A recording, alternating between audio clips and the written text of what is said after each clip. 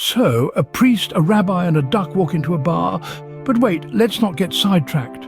We're here to talk about a sermon and some juicy rumours, aren't we? You see, our good friend Eric, a man of the cloth, finds himself preaching one sunny Sunday. He's not just preaching any sermon, though.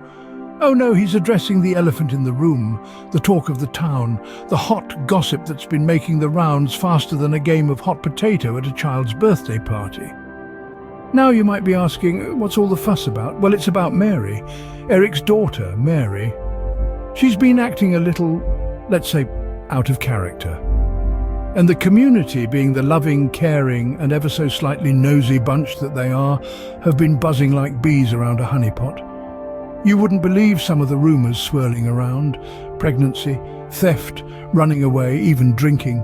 It's like a game of Chinese whispers gone wild. And let's not forget about the nudity. Yes, you heard it right, nudity. But back to Eric, he's up there in front of his congregation, trying to address these rumours, these whispers, these stories. But he's not pointing fingers, he's not calling out names. No, he's too classy for that. Instead, he's preaching about how people can let each other down. A subtle approach, wouldn't you say? And there you have it, a regular Sunday sermon turned into a soap opera. And the congregation, they're lapping it up like cats with a saucer of cream. Because let's face it, who doesn't love a good bit of gossip, especially when it's dressed up as a sermon? And that, my friends, is how a rumour gets dressed up for Sunday service. Ever had one of those moments when you see something so out of place, it's like a zebra at a polar bear convention? Cue our guy Matt, who spots a vision in white. A woman in a wedding dress, stepping out of a limo in all her bridal glory, at a place you'd least expect. Now there's a sight that could make even a mime gasp. This isn't the typical love at first sight scenario. No, it's more like infatuation at first sight of tulle and satin. Matt is so smitten, you'd think Cupid just hit him with a double dose of his best arrows. His heart is pounding like a drum at a rock concert. As she asks for directions, Matt's usually smooth talk fails him. He stammers, he stutters. It's like watching a fish trying to ride a bicycle, hilariously awkward. But he manages to mumble out the route to St. Monica's church, all while trying to keep his jaw from hitting the sidewalk. And just like that, she's off, leaving Matt in a cloud of bewilderment and the lingering scent of her perfume. Poor guy, he's so flustered, he forgot one teeny tiny detail: to ask her name. But that doesn't stop him from dreaming about church bells and honeymoon destinations. So here's a little nugget of wisdom from this tale of love and lace. Remember, always get the name before planning the wedding. Gossip, the one thing more contagious than the common cold. Picture this, a church food service stand with Lucy and Ruthie, doing their bit of community service, handing out food. Their mundane task is interrupted by a couple of teenage girls, curiosity sparkling in their eyes. The question? Oh, it's about Mary, of course. Why did Mary leave? Is she pregnant?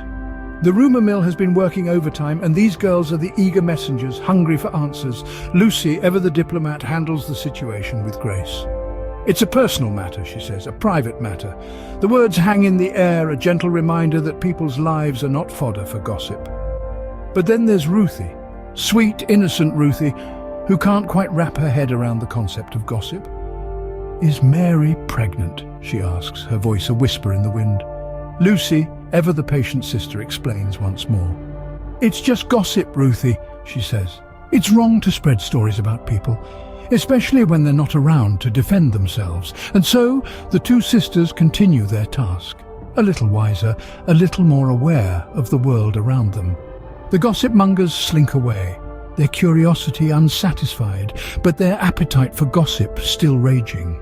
It's a moment of triumph for Lucy and Ruthie, a small victory in the battle against the rumour mill. And that's lesson number 1 in Gossip 101. Don't believe everything you hear. Sometimes being bad is just too good to resist. Now, we all know Simon is a good boy, right? But even good boys have their moments. Enter Luke, Simon's friend. A mischievous chap with a knack for bending rules and whispering enticing tales of bad boy charm. Picture this. Luke, with a glint in his eye, leans in and says, "Simon, my man, you should totally use Mary's bad girl reputation to your advantage. Girls love a bad boy." Well now, doesn't that just twist Simon's halo a bit? Our dear Simon, though, he's skeptical. He squints at Luke, struggling with the idea.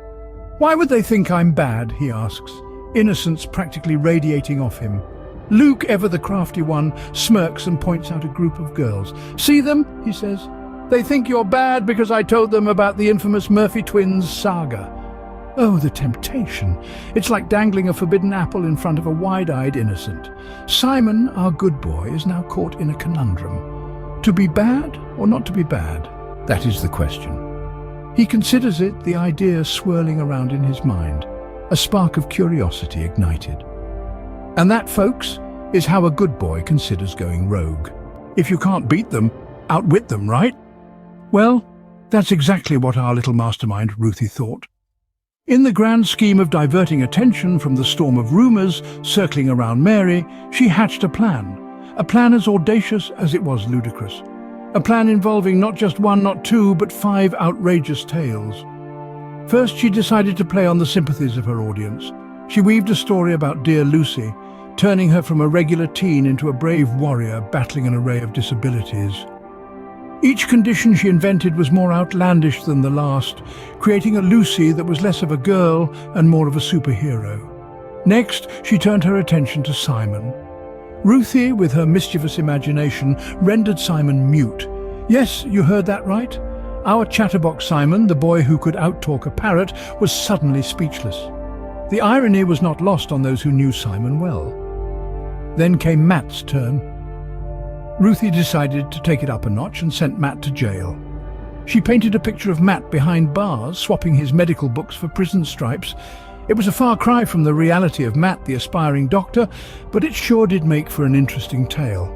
Eric was next in line. Ruthie decided that Eric, her father and the town's respected reverend, was now jobless.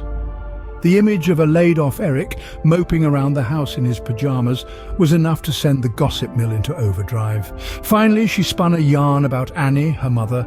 Annie was no longer the loving, responsible mum, but a round-the-clock drinker. This was perhaps the most outrageous of all Ruthie's fabrications, given Annie's well-known aversion to alcohol. And so, with a twinkle in her eye and a mischievous smile playing on her lips, Ruthie set the town abuzz with her tall tales. And let's be honest, who wouldn't fall for stories as juicy as these? And that's how you spin a yarn, or 5 to be precise.